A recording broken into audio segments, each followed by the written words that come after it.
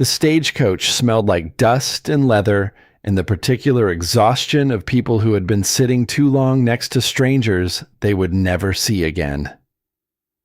Wren Ashby had been riding for the better part of 2 days, and she had spent most of that time looking out the window at a landscape that kept getting emptier the farther they went. Fewer trees, fewer fences, fewer signs that anyone had ever decided this particular stretch of earth was worth staying on. She did not mind the emptiness. She had grown up in a house so full of other people's needs that silence had always felt like something she had to earn. The driver called out the stop without ceremony. The way men call out stops when they have made the same journey enough times that the destination has lost all meaning. Wren gathered her bag, her smaller case, and the worn leather satchel that had belonged to her mother and had been handed down not with sentiment, but with practicality, because it held a great deal and the latch still worked. She climbed down into the afternoon light and stood at the side of a road that was less a road than a suggestion pressed into the grass by years of wagon wheels. There was no one there to meet her. She had known, in the way that careful people always know things before they are ready to admit them, that something had gone wrong somewhere between the letter she had answered and the moment she was standing here. The advertisement had been specific enough. A working ranch on the high grasslands, one man, no listed family, seeking a woman of practical disposition and sound character for the purpose of companionship and partnership in the running of a home. The letter she had received in response had been short and direct, and had told her when to arrive and which coach to take, and nothing else. She had read it 4 times, looking for warmth, and had eventually decided that directness was its own kind of warmth if you knew how to receive it. The driver had already begun turning the horses by the time she thought to ask him anything. "Danner Ranch," she said. "How far?" He pointed without looking at her. East or close enough to east that she would find it if she walked toward the light. 2 miles, maybe a little more. Follow the fence line when you find it. Gates got a weather vane shaped like a running horse, or it used to. Then he was gone, and the sound of the wheels faded into the grass, and Wren Ashby was left alone in the middle of a landscape so wide and so quiet that she could hear her own heartbeat if she paid attention, which she did not. She picked up her bags and walked. The fence line appeared after about a mile, old cedar posts going gray at the tops, wire that had been mended in places with different gauge and different rust. The kind of fence that told you the person maintaining it was doing so alone and over a long period of time. She followed it without rushing. The late afternoon light was doing something remarkable to the grass, turning it the color of old honey, and she watched it the way she had learned to watch things that were beautiful and temporary, which was to say, she watched it without expecting it to last. The gate was there, and the weather vane was there. A running horse with one leg slightly bent, as though it had been caught mid-stride by whatever wind had held it in place. And Wren stopped for a moment and looked at it before she touched the latch. She had a habit of pausing before thresholds. Her mother had called it hesitation. Wren had always thought of it as acknowledgement, the small recognition that what was on the other side of a door would be different from what was on this side, and that the difference mattered. She opened the gate and went through. The ranch house was not what she had pictured, but then she had been careful not to picture too much. It was a long, low building with a covered porch running the full length of the front, the wood weathered to silver in some places and freshly patched in others, the roof solid, the windows clean. Someone had planted something along the porch edge once, the dried stalks still standing in a row, whatever they had been now past identifying. The barn was larger than the house, which told her something about priorities. The fence lines radiating out from the central yard were tight and well maintained in a way the house was not quite, which told her something else. A man was crouched at the far corner of the yard, working on a section of fence post that had leaned past the point of leaning and needed to be replaced entirely. He had not looked up when the gate opened. Either he had not heard it, or he was the kind of man who finished what he was doing before he allowed himself to be interrupted, and she suspected it was the second one. She walked across the yard and stopped a reasonable distance away and waited. He looked up. He was older than she had imagined, though again, she had been careful not to imagine too specifically. Somewhere in his early 40s, she thought, with the kind of face that had been weathered not by age alone but by sustained outdoor work, the lines around his eyes deep from squinting into sun and wind. He was not a small man, but he was not imposing in the way that some large men use their size as a first impression. He simply looked like someone who had been doing physical labor his entire life and had arrived at a kind of economy of movement that came from never wasting effort on anything unnecessary. He looked at her. He looked at the bags in her hands. He looked back at her face. "Who are you?" he said. "Wren Ashby," she said. "I'm the woman your father wrote to." The silence that followed was the kind that has weight in it. He set down the tool he was holding. He straightened up slowly, the way a man straightens who has been crouched for a long time, and whose body registers the complaint before he does. "My father," he said, "has been gone 6 weeks." Wren held his gaze. She had expected this, or something like it, in the way she expected things that she hoped would not be true, but prepared for anyway, because hope had taught her to be careful. "The letter I received didn't mention that," she said. "The advertisement was still running. I answered it in good faith." "I know," he said. He rubbed the back of his neck with one hand. "I didn't think to pull it. I didn't know he'd run one." A pause. "I didn't know a lot of things he'd done until after." She stood in the middle of the yard with 2 days of travel in her bones and nowhere to go back to, and she looked at this man who had not asked for her and did not know what to do with her, and she thought about the room she had given up and the small amount of money she had left and the letter from her sister that she had not answered yet, because she did not know how to explain to someone who had always had somewhere to belong what it felt like to have finally run out of places.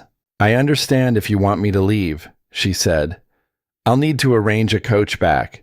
It may take a day." He looked at her for a long moment. Something moved across his face that she could not read, some internal calculation that did not resolve itself into any expression she recognized. Then he bent down, picked up her larger case, and walked toward the house. "Porch room at the end of the hall," he said, without looking back. "There's a wash basin. Supper's at 6. She stood still for exactly 3 seconds because she needed those 3 seconds to make sure she had heard correctly. Then she picked up the remaining bag and followed him. His name was Colt Danner.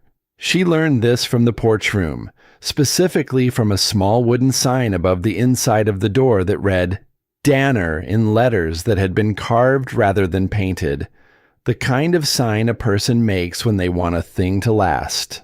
She learned nothing else about him that first evening, because supper at 6 turned out to mean food on the table at 6, regardless of whether conversation accompanied it, and Colt Danner did not appear to feel the lack. There were 2 places set at the long kitchen table. She had counted them before sitting down, noting the deliberateness of it. 2 plates, 2 cups, 2 sets of cutlery placed with more precision than the rest of the kitchen suggested. Someone had prepared for her arrival, or at least for the arrival of a person, and it had not been done carelessly. They ate in silence. The food was plain and sufficient, the kind of cooking that understood its purpose was fuel rather than pleasure. And Wren ate all of it because she had learned a long time ago that the body's needs did not pause for uncertainty, and because refusing food in someone else's home was a kind of commentary she had no right to make. She was gathering the plates when she heard something on the roof. Not footsteps. A different sound, deliberate and light. The sound of something small moving with great care along a surface it knew well. She looked at the ceiling. Colt did not look up from the table, where he was examining what appeared to be a hand-drawn map of the property's fence lines. "There's someone on the roof," she said. "There's always someone on the roof," he said. She waited for more. No more came. She carried the plates to the wash basin and was halfway through cleaning them when the back door opened and a boy came in. He was perhaps 8 years old, with serious eyes and dark hair that needed cutting, and hands that were dirty in the specific way of a child who has been outside doing something real rather than something pretend. He stopped when he saw her. She stopped when she saw him. The advertisement had said 1 man. It had said nothing about a child. She looked at Colt. Colt had not looked up from his map. The boy's name was Jasper.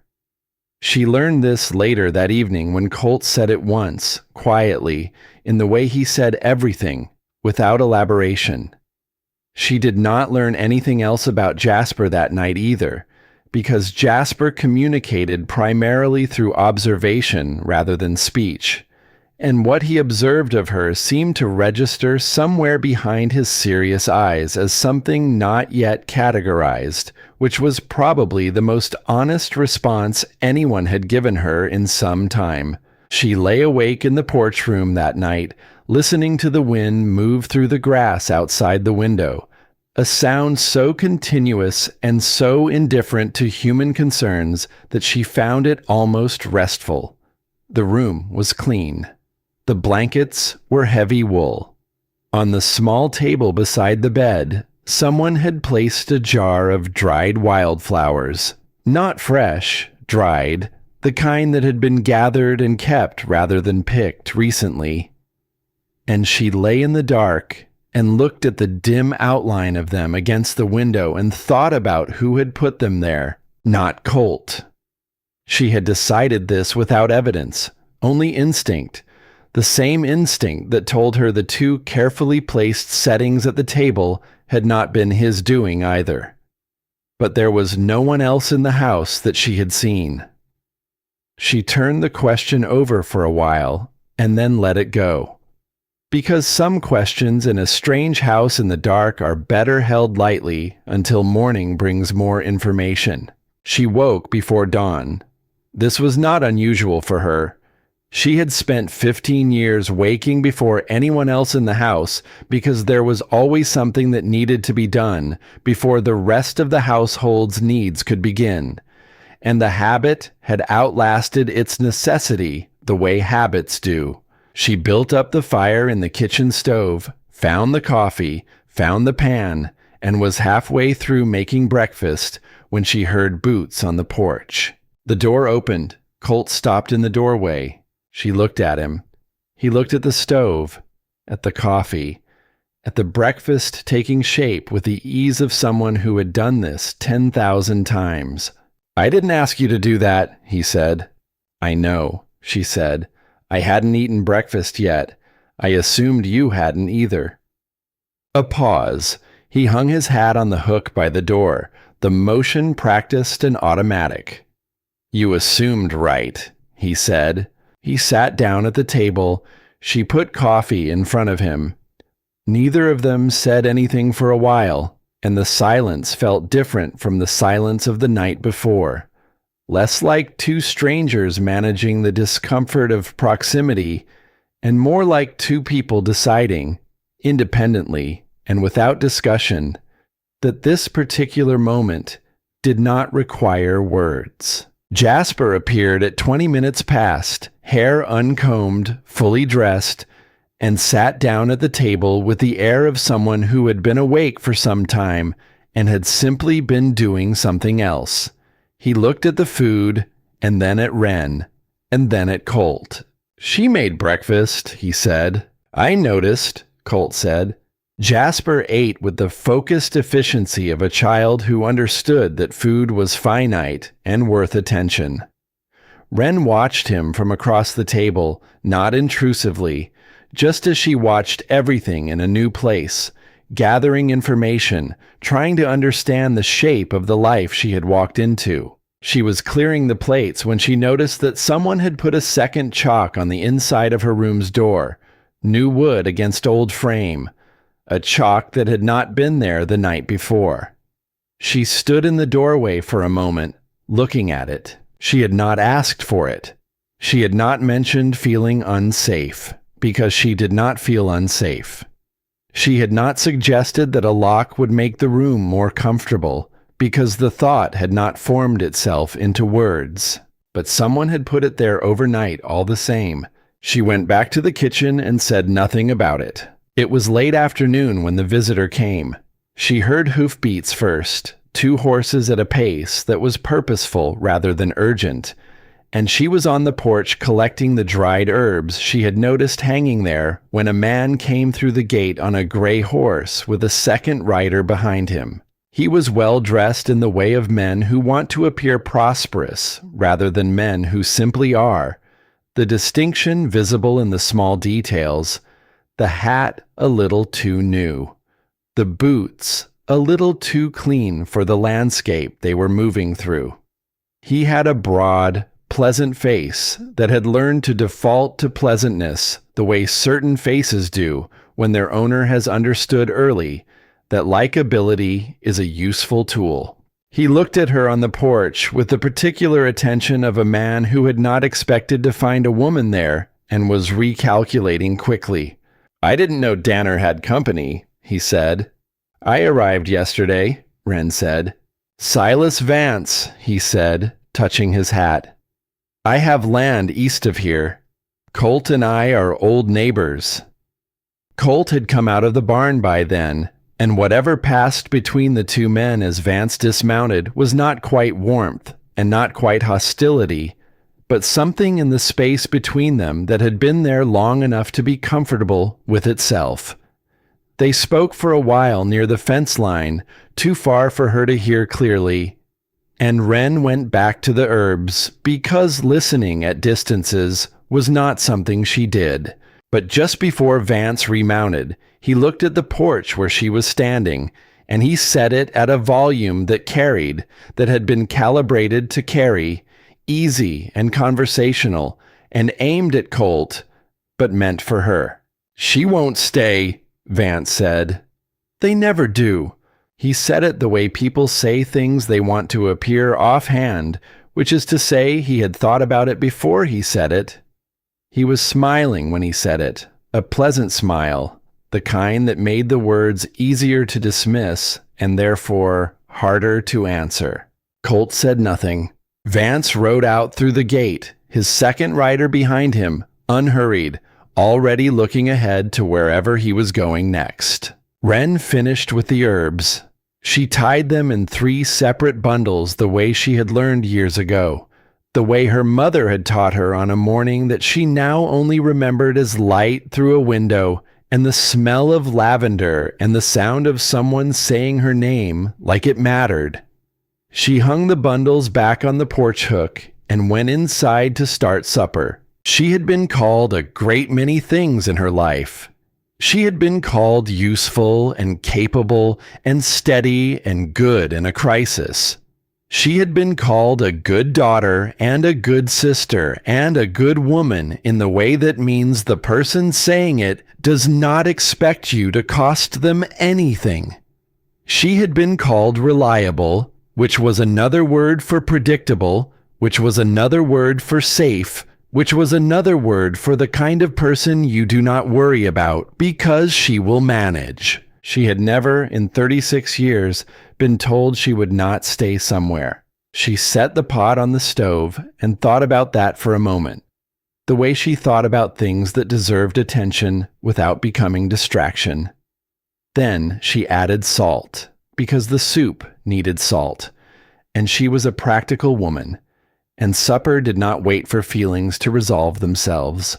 Jasper appeared in the kitchen doorway at some point between the first simmer and the second, the way he appeared in doorways generally, without announcement, as though he had simply materialized at the point where inside met outside and was taking his time deciding which side he preferred. He was looking at her with those level, serious eyes. "Are you going to leave?" he asked. She stirred the pot once before answering, not to delay, but because she wanted to say the right thing, and the right thing deserved a moment. "I haven't decided yet," she said, which was true. "Have you eaten soup for supper before?" "Every winter," he said. "Then sit down," she said. "It's almost ready." He sat down. Outside, she could hear Colt moving around the barn, the ordinary sounds of a man ending a day's work, the scrape of a bucket, the low patient sound of horses being settled for the night. The wind had picked up as the sun dropped, and it moved through the grass with a steady rushing sound that was somehow both restless and calm, as though it had been moving across this particular landscape for long enough to have made its peace with the distance. Wren stood at the stove in the kitchen of a stranger's house, cooking supper for a child no one had mentioned, and a man who had not asked for her in a place she had not meant to arrive at. And she felt, under everything else, something she could not immediately name. It was not happiness. It was not safety. It was something quieter and more uncertain than either of those. Something that felt less like an arrival and more like the moment just before an arrival, when the distance is almost closed, and you do not yet know what you will find at the end of it, but you are close enough to keep walking. She ladled the soup into 3 bowls. Colt came in from the barn and hung his hat on the hook and sat down at the table, and for the first time since she had walked through that gate with her bags and her unanswered questions, there were 3 place settings instead of 2. No one mentioned it. No one needed to. The wind moved through the grass outside, and the fire settled in the stove, and Jasper ate his soup with the focused attention he brought to everything, and Wren Ashby sat at a table that was not hers, in a life that was not hers yet. And she thought about a weather vane shaped like a running horse, frozen mid-stride against the sky. And she thought about a door that now had a lock she had not asked for. And she thought about a man who had not asked her to stay, and had not asked her to go, and was sitting 3 feet away from her eating soup, as though this, too, was simply something that needed to be done. She would decide in the morning, she told herself. She had been telling herself that for 36 years. But this time, for the first time, the morning felt like something she was actually waiting for. 2. She stayed. She did not make an announcement about it. She did not sit down with Colt Danner and negotiate terms or explain her reasoning or ask him to confirm that her presence was acceptable to him. She simply woke on the second morning and made breakfast again, and on the third morning she did the same. And somewhere between the third morning and the fifth, the question of whether she was staying had quietly converted itself into a different question entirely, which was what exactly she was staying for. The answer to that was not simple. It was not romantic, not yet, not in any way she would have permitted herself to name. It was more practical than that, and more complicated than practical, the way most true things are when you look at them directly. She was staying because she had nowhere to go back to. She was staying because Jasper had sat down at the table the second night without being asked, and the third night, and the fourth, and there was something in that small, repeated act that she could not walk away from without feeling she had failed at something important. She was staying because the work of the ranch was real and visible, and when she did it well, she could see the result, which was more than she could say for the 15 years she had spent making other people's lives run smoothly while her own stood still. And she was staying, though she would not have said this aloud, because Colt Danner had put a lock on her door without being asked, and she had not yet finished thinking about what that meant. The day settled into a shape. Colt was up before light and in the barn before she reached the kitchen, and he came in for breakfast and ate without commentary and went back out. And the shape of his absence during the day was as present as he was when he returned in the evening. She learned the rhythms of the house not by being told them, but by paying attention, which was how she had learned every house she had ever inhabited. She learned that the water pump needed 2 hard strokes before it ran clean. She learned that the third step on the back porch had a soft spot that would eventually need replacing. She learned that Colt took his coffee with nothing in it and drank it while standing at the kitchen window for exactly as long as it took to finish the cup, looking out at the barn with an expression that was not quite worry and not quite assessment, but something in between that she suspected he was not aware he wore. She learned that Jasper appeared on the roof at least once a day, and that no one had ever established why, or if they had, the explanation had not been passed along. She learned that he ate quickly and with focus, and that he was not unfriendly, but that his friendliness expressed itself primarily through proximity rather than speech, through appearing in the same room as a person and remaining there as a form of company that did not demand anything in return. On the 6th day, she found the notebook. It was on the shelf in the kitchen, between a tin of dried beans and a copy of a seed catalog so old the cover had separated from the spine. The notebook was small, cloth-covered, the kind a person carries in a coat pocket, and it had been placed on the shelf without any apparent effort to hide it, which meant either that Colt did not think anyone would look or that he did not mind if they did. She would not have looked, except that it slid forward when she reached for the beans and fell open on the counter. She saw the list before she understood what it was. Names, 24 of them or thereabouts, written in a hand that was spare and functional. No ornamentation, just names, and next to each name, a brief notation. Hired spring, left summer. 2 seasons, gone after frost. Did not last the winter. One line that read simply, took the Tuesday coach. No explanation. She understood then. These were the people who had come and left. Ranch hands, she thought at first, and then she looked more carefully at the notations, the shortness of the stays, the way a few entries were marked not with seasons, but with events. And she understood that not all of them were ranch hands.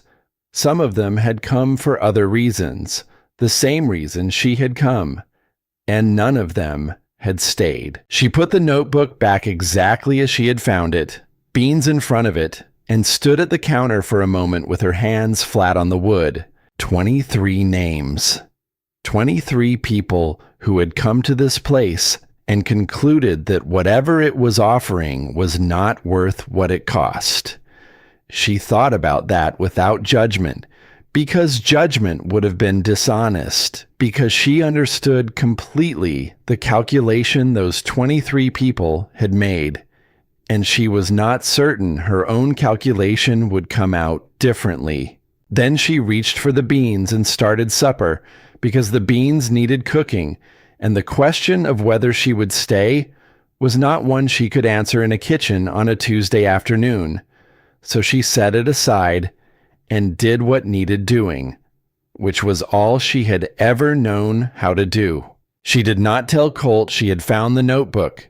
She told Jasper this was not a conscious decision so much as a consequence of the fact that Jasper appeared at her elbow while she was chopping vegetables that evening, in the silent, companionable way he had.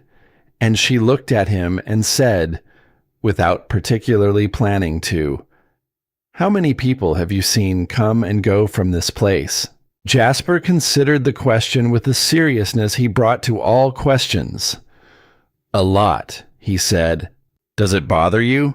He thought about this longer than the first question. "It used to," he said. "Now I just wait to see." "To see what?" He looked at the vegetables rather than at her. "Whether they're the kind that stays or the kind that goes," she kept chopping. "Which kind do you think I am?" He was quiet for a moment.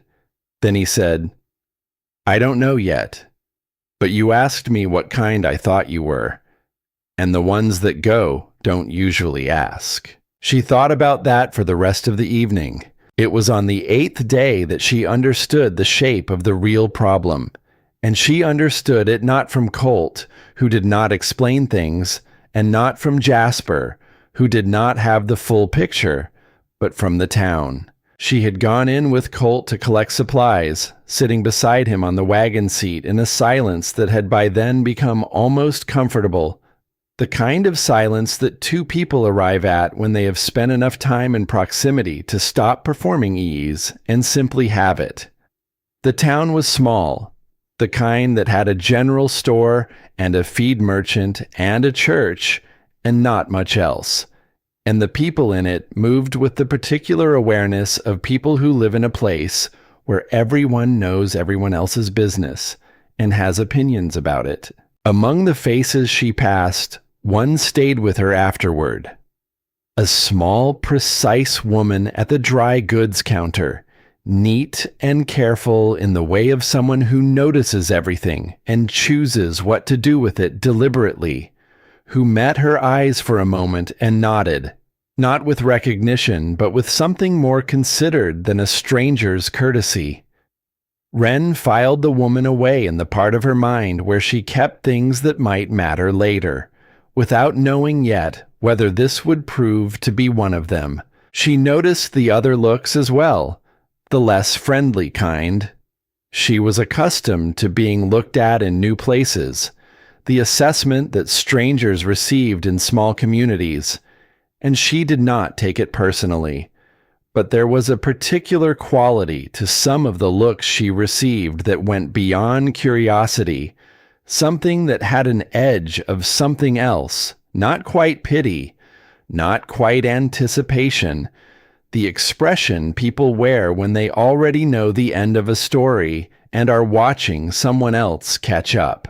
She left Colt at the feed merchant and went to the general store alone, and while the woman behind the counter was measuring out flour, two women at the dry goods table spoke to each other in the lowered voices of people who have calculated exactly how far a voice carries and have adjusted accordingly. She did not strain to hear them. She did not need to. Fragments reached her with perfect clarity. Danner's. Another one. Vance has been patient. Won't be long now. The last part was not said with cruelty, which somehow made it worse. It was said with the flat certainty of people who have watched a thing unfold long enough to no longer find it interesting. She paid for the flour and went back outside. Colt was loading the wagon. She stood beside it and looked at him, at the set of his shoulders and the economy of his movements, and the way he did not look at the people on the street who were looking at him, which was not the obliviousness of a man who does not notice, but the discipline of a man who has decided not to respond. She did not say anything about what she had heard. Not then. But that evening, after supper, after Jasper had gone to bed, she sat at the kitchen table and said, "Tell me about Silas Vance." Colt was at the other end of the table with his fence line map. He did not look up immediately. He had a way of receiving questions that she had come to recognize, a slight pause, a kind of internal arrangement, as though he were deciding not what to say, but how much of the truth the saying required. "He's been buying up land in this region for the past several years," Colt said. "Started with the 2 properties east of here, then the Hallowell place to the north. Each time, he waited until the owner was in some kind of difficulty and made an offer below value." He set down his pencil. "He's been waiting on this place for 2 years. What kind of difficulty are you in?" she said. The pause this time was longer. "The kind that comes from not having enough hands to run the operation at full capacity," he said. "I've been short-staffed since my father got sick. The work's been getting done, but only just. And Vance controls the buying routes for this part of the grasslands. He bought out the main trading post to the south 18 months ago. The one to the east went to one of his men last spring." She understood this the way she understood practical problems, which was quickly and without drama. "So you can't sell your cattle at a price that keeps the ranch solvent." "Not at the rate I can reach," he said. "There's a route north, through the hill country, longer and harder, but it doesn't go through any of his operations. I've been trying to make it work. Haven't managed it yet." "Why not?" He looked at her then, directly, with the expression he wore when he was deciding something. "Because I've been doing it alone," he said. It was not a complaint. It was a statement of fact, delivered with the same flatness with which he stated all facts. But she heard something underneath it that he had not put there on purpose, a kind of tiredness that went past physical, the tiredness of a man who has been carrying something heavy for long enough that he no longer remembers what it felt like not to. She said nothing for a moment. Then she said, "Show me the map." He looked at her. "The fence line map," she said. "Show me the full property, where the routes run, where Vance's holdings are." He turned the map on the table so she could see it. She pulled her chair around and they sat side by side in the lamplight, and she looked at the hand-drawn lines and the annotations and the marks that indicated where his father had planned things and where Colt had amended them. And she asked questions, and he answered them. And the conversation lasted longer than any conversation they had yet had. And at some point, she realized that neither of them had noticed the time passing, which was a thing she had not experienced in longer than she could easily remember. She did not solve anything that night. The problem was too large and too established for one conversation to solve. But she understood it by the end of the evening in a way she had not understood it before. And understanding, she had found, was always the necessary condition for anything that came after. Colt rolled up the map and set it on the shelf. He poured himself a second cup of coffee, which she had not seen him do before, and stood at the window in the dark the way he stood there in the mornings, looking at the barn, or looking at the dark where the barn was. "My father thought this place would be easier with 2 people, he said. He was not looking at her. He was probably right. He usually was. A pause. "He didn't tell me he'd placed the advertisement. I would have told him not to." She looked at his profile in the lamplight. "Why?" He was quiet for a long time, long enough that she thought he might not answer. Then he said, "Because it's not fair to bring someone to a place with this many problems and ask them to call it a life." She considered that. "You didn't bring me," she said. "I came." He turned to look at her. Something shifted in his expression, something small and careful. The way things shift when a person has been holding a belief for a long time and finds themselves in the presence of information that does not confirm it. He said nothing, but he did not look away. She went to bed that night and lay in the room with the lock she had not asked for, and listened to the wind in the grass, and thought about a man who believed that what he had to offer was not worth asking anyone to accept. And she thought about how that particular belief, in her experience, was always taught rather than innate, always learned from somewhere, always the residue of something that had happened rather than something that was simply true. She thought about that for a while. Then she slept. The next days brought work and more work, the way days on a working ranch always do, and she found her place in the rhythm of it the way water finds the low places, not by forcing anything, but by being present and paying attention and doing what was needed when she saw it needed doing. She learned where things were kept, and how the animals were managed, and which of the tasks Colt had been doing alone that did not need to be done alone. She was careful not to let herself watch him in any way that went beyond the practical. She noticed things because she was someone who noticed things, but she kept the noticing at a useful distance. She saw that he was thorough, that he finished every task he started before moving to the next, that he moved through the ranch the way water moves through its own channel, by the path it has worn deep through repetition. She saw that he was harder on himself than on anything else, that when something went wrong, he went quiet in a particular way that had self-recrimination in it, rather than anger at the situation. She observed these things and continued on, because observation was information and information was useful, and she was a practical woman. It was Jasper who opened the thing she had not known was closed. She had been sitting with him in the late afternoon, the two of them on the porch steps while Colt was in the far pasture, and Jasper had been doing what he often did, which was to be present in silence without making anything of it. She had her mending. He had a piece of rope he was learning to splice, fingers working through the motions with the patient repetition of a child who has decided to master something. She had been thinking about the letter from her sister, which had been sitting unanswered in the satchel for 2 weeks.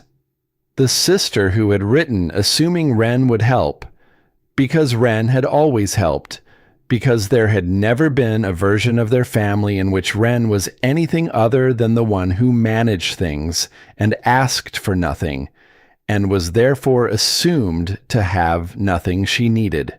The sister who had written not unkindly, simply with the confidence of someone who had never had reason to doubt that Wren would be available, that Wren's life was a set of resources held in reserve for other people's emergencies. She had not answered because she did not know how to say no to someone she loved. She was still learning that it was possible to do both. "My dad taught me this," Jasper said, meaning the rope. She looked at him. He was still working the splice, not looking up. "Before," she said carefully. "Before," he said. He worked 2 more loops into the splice. He said it was useful to know how to fix things that had come apart. He paused. He said most things can be fixed if you know where the break is. She set down her mending. "He sounds like he was a good man." Jasper nodded without looking up. "He was." Another pause. "So was my mom." He finished the loop and held up the splice to examine it. "Uncle Colt never talks about them. I think it makes him sad." "Grief usually does," she said. Jasper looked at her then, directly, with those level eyes that were older than his face. "Does it go away?" She thought about her mother's satchel on the floor of the porch room. She thought about the way she still sometimes turned to tell her mother something before remembering. "It changes," she said. "It doesn't go away. But it changes. It gets less sharp. And eventually you can carry it without it being the only thing you're carrying." He looked at the splice in his hands for a moment. Then he said, "Uncle Colt is carrying a lot." "I know," she said. "More than he should. Jasper said, with a matter-of-fact clarity that children sometimes have about the adults in their lives, the clarity that comes from observing without the complicating layer of politeness. He thinks he has to do it all alone, because if he asks for help, it means something's wrong with him. She was quiet for a moment. Where do you think he learned that? Jasper looked out toward the pasture. Grandfather Danner, he said simply. He was the same way. He put the spliced rope in his lap. My dad said it was a family thing. He said some families teach their children that needing things is a weakness. He paused. My dad said that wasn't true. He said, needing things just means you're alive. She picked up her mending again, because her hands needed something to do, while the rest of her sat with what he had just said. Your dad was right, she said. Jasper nodded. He picked up the rope and started working another splice, and they sat together on the porch steps in the long, late afternoon light. And the grasslands moved around them in the wind, and neither of them spoke again for a while, because some conversations need a long silence after them the way certain foods need time before they can be tasted properly. It was later that same evening, after supper, that she found the other notebook. This one was not on the kitchen shelf. This one she found by accident when she went to retrieve her mending from the small side table in the hall and knocked a stack of papers to the floor.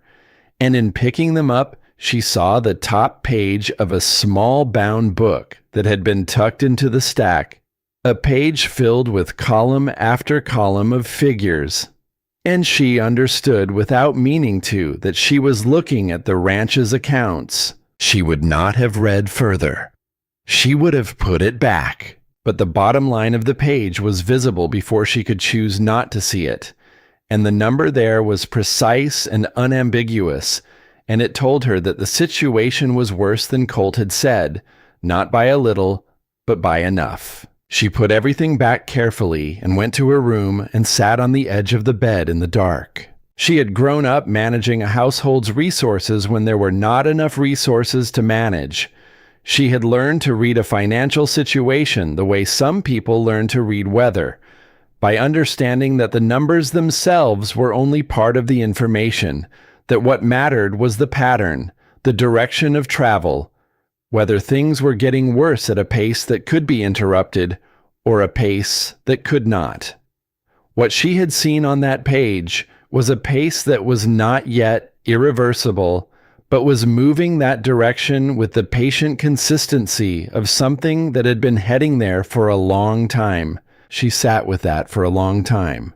Then she went back to the kitchen, where Colt was still at the table, and she sat down across from him, and she said, "How long do you have?" He looked at her. He did not ask what she meant.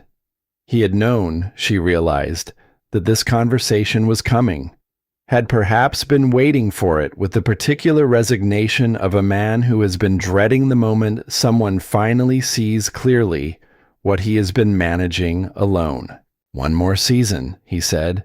"Maybe two if the northern route opens up and I can move the herd at a price that makes sense." "And if it doesn't?" He was quiet. Outside, the wind moved through the grass with its constant patient sound. "Then Vance gets what he's been waiting for," he said. "And I figure out what comes next." She looked at him across the lamplit table, at this man who had put a lock on her door and drawn her a map and eaten soup across from her for 2 weeks, and had not once asked her for anything. And she thought about 23 names in a notebook, and a boy who spliced rope because his father had taught him that broken things could be fixed if you knew where the break was. "Tell me about the northern route," she said. "All of it. Every problem you've identified." He looked at her for a moment with that expression she had started to understand, the one that was not suspicion and not gratitude, but something between them. The look of a man who has spent so long expecting people to leave that he no longer knows quite what to do when one of them pulls her chair closer and asks to see the problem in full. He told her. All of it, this time, not the edited version he had given her before, but the actual shape of the thing, the terrain, and the timing, and the resources it would take, and the places where his attempts had fallen short. She listened without interrupting, asking only the questions that needed asking, and the conversation lasted a long time, longer than the map conversation, and the lamp burned low, and neither of them noticed. At some point, Colt said, "You've done this before, managed something this size. Different kind of managing," she said, "but the principles are similar. You're not short on land or animals or knowledge. You're short on time and hands. Those are solvable problems." He looked at her. "You sound certain." "I'm not certain," she said, "but I've seen less workable situations come right." She paused. "I've also seen them not. It depends on whether the people involved are willing to do what's needed when they see what's needed." He was quiet for a moment. "And what's needed here?" She held his gaze. "Someone to work the plan with you instead of leaving you to work it alone." The silence after that was the longest one yet. It had texture to it. That silence, the kind that forms around something that has been said and cannot be unsaid, and is now simply taking up the space it requires. "You'd be taking on someone else's problem," he said at last. "I've spent my whole life taking on other people's problems," she said. "At least this one I'd be choosing." He looked at her for a long time. Then he looked at the table, at the map that was always on the table, at the lines he had drawn and redrawn over years of trying to make a thing work that was very close to working, but not quite there. His jaw shifted. Something in his shoulders released a fraction, just a fraction, the smallest possible beginning of a man setting down something he had been carrying for a very long time. He did not say thank you. He did not say anything for a while. Then he stood up and poured them both coffee. And when he set hers in front of her, he did not step back immediately the way he usually did, and she was aware of his nearness for one moment before he moved to his side of the table and sat down, and she wrapped her hands around the cup and looked at the steam rising from it, and thought that some things begin so quietly that you cannot point to the moment they started, only to the moment you realized they had. Outside, Silas Vance's name hung unspoken in the grassland's night air, patient as the man himself, waiting as it had been waiting for 2 years, certain in the way that patient things are certain that time was on its side. What Vance had not calculated, because he had not had reason to before now, was what happened when someone who had been alone long enough stopped being alone. He would learn, but not yet, not tonight. Tonight there was lamplight and coffee and a map on the table and 2 people who were, for the first time, looking at the same problem from the same side of it. Jasper was already asleep, the rope splice finished and coiled on the table beside his bed, the knot tight and clean, the break in it held together precisely where his father had taught him to look for it. The wind moved through the grass.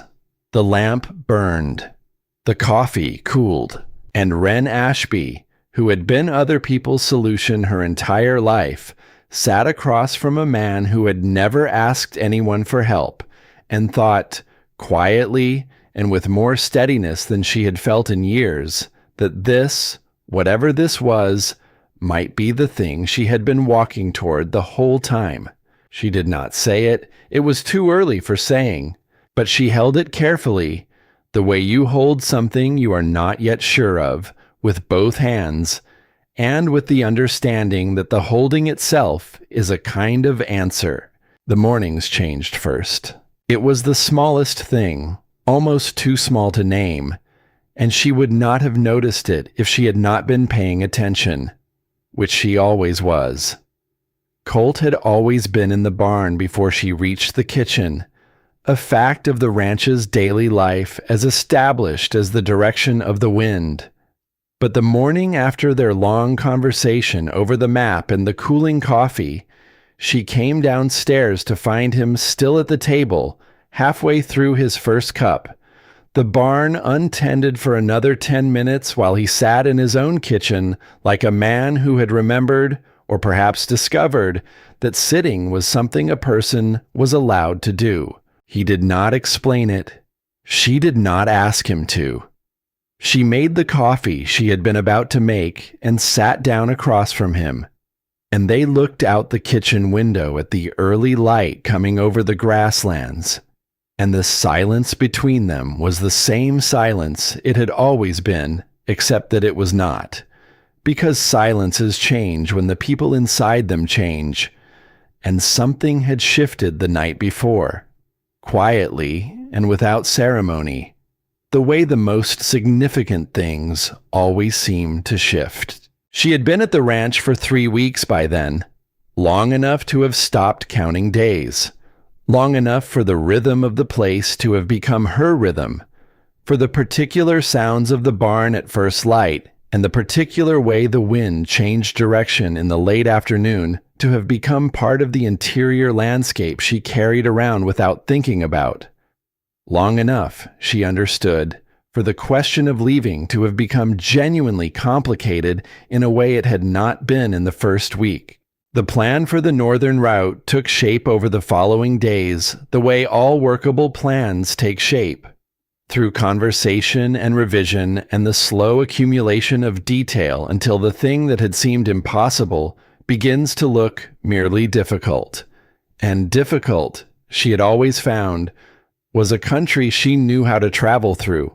She mapped the route herself, not because Colt had not already mapped it, but because a second set of eyes on a problem almost always found something the first set had not. And she found 2 things he had not accounted for: a water source midway through the hill country that would allow a longer day's drive, and a point where the trail narrowed to a passage that would need to be managed carefully with a large herd, but was not impassable. She showed him both. He looked at the map for a long time, and she watched his face make the transition from skepticism to consideration to something that might have been, if she had been willing to name it, the early stages of belief. "You read terrain," he said. It was not a question. "My father took me with him when he traveled," she said. "He said the land tells you things if you're willing to listen to it." Colt looked at her map. "My father said the same thing," he said quietly. She did not respond to that. She did not need to. She simply noted it, filed it in the part of her mind where she kept the things that mattered and required patience, and moved on to the next problem. Jasper had taken to following her on the morning rounds, not always, and never in a way that announced itself as following, but she would look up from checking the water levels in the troughs and find him 3 feet away examining something on the ground, or she would be assessing the condition of the fence along the south pasture and become aware of a small, steady presence at her left shoulder. She did not discourage it. She simply included him, explaining what she was looking at and why, asking his opinion on things that were genuinely open to opinion, treating him with the seriousness that she had found all children deserved and so few adults remembered to give them. He was a perceptive child. He noticed things that most adults would have walked past: a slight unevenness in the gait of one of the horses, a place in the pasture where the grass was dying in a pattern that suggested something wrong underneath the soil. He reported these observations with the quiet precision of someone who has learned that information is valuable but is not always received well, and she made a point of receiving every piece he offered as though it was exactly as valuable as he believed it to be, because it usually was. It was on one of these morning rounds, about 10 days after the map conversation, that she found the hat. She had gone into the barn for a length of rope and had taken the wrong turning in the dim interior and ended up in the back section she had not yet fully explored. And there it was, hanging on an old post in the corner. A battered working hat with a sweat-stained band and a crease in the crown that had been put there by years of the same hand pressing it on and taking it off. It was not hidden. It simply occupied its corner with the patient stillness of something that had been placed somewhere carefully and left. She looked at it for a moment. Then she went back for the rope and did not say anything. But she thought about it. She thought about what Jasper had said about his uncle carrying things alone, about how Colt had not told her, when he told her about his father, that the hat was there, that there was a hat at all, that there was a physical object in the barn that represented whatever he was still working out about the man who had raised him and left him this land and this problem, and, it turned out, this unexpected woman who had arrived uninvited and stayed. She thought about what it meant to keep something like that. Not displayed, not discarded, simply present, within reach, not forgotten. The first time Colt laughed was on a Tuesday. She remembered the day because of what had preceded it, which was a series of small disasters accumulated over the course of a morning. The water pump that had needed 2 strokes developed a new opinion about how many strokes it needed. The 3rd porch step finally went through entirely under her boot, and she came down hard on her knee, though not badly. And a crow got into the kitchen through a window she had left open and caused more disruption than a bird its size should reasonably be capable of before Jasper managed to redirect it out the door with a combination of patience and a dish towel. She was sitting on the porch afterward, her knee on a folded cloth, watching the crow depart across the grasslands with what seemed like unearned dignity for an animal that had just been outwitted by a child. When Colt came around the corner of the house and stopped, he looked at her knee. He looked at the direction the crow had gone. He looked at her face, and then he laughed. Not a polite sound, not the controlled, almost smile she had seen from him before, but a real laugh, surprised out of him, brief and genuine. The laugh of a man who had not expected to find something funny, and had not had time to prevent his response. It lasted only a moment before he pulled it back, and she could see him pulling it back, the conscious reassertion of the usual reserve. But it had happened. It was there in the air between them. Impossible to unhappen. She looked at him. "I'm glad the crow was entertaining," she said. "The crow wasn't the entertaining part," he said. She raised an eyebrow. He looked almost, not quite, but almost, like he might do it again. He didn't. But the possibility of it sat in the afternoon air like a change in weather, something approaching from the direction you had not been watching. She thought about it that night, lying in the porch room with the wind doing its patient work on the grasslands outside. She thought about how a laugh worked, how it required a certain degree of safety to happen, how a person who did not feel safe would not let themselves be surprised into one.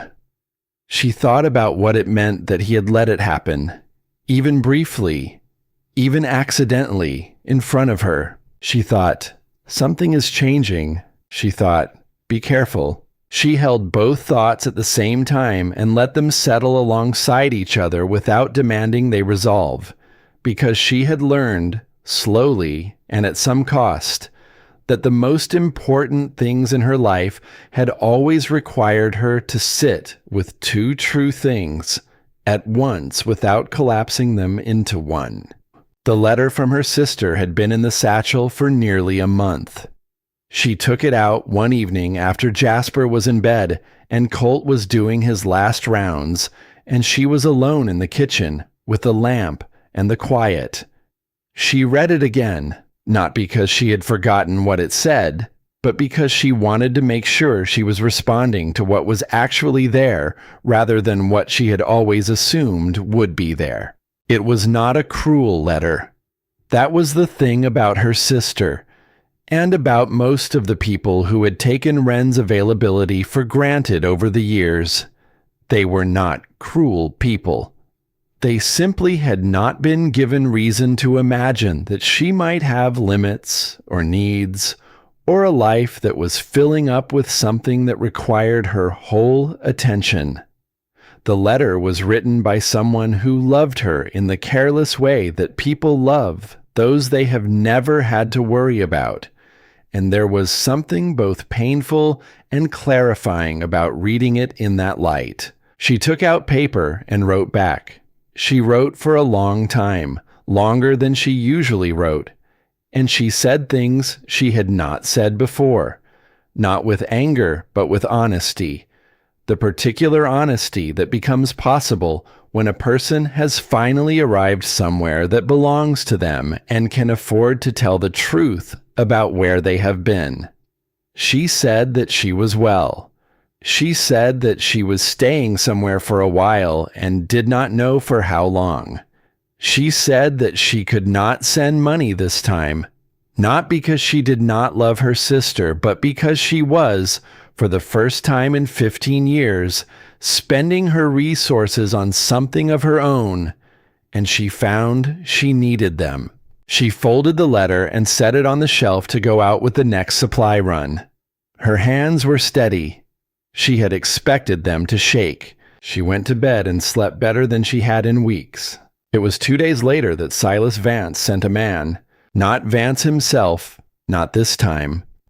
A younger man, lean and watchful, who arrived on a fast horse in the mid-morning and asked to speak with Colt about a matter of the northern grazing rights.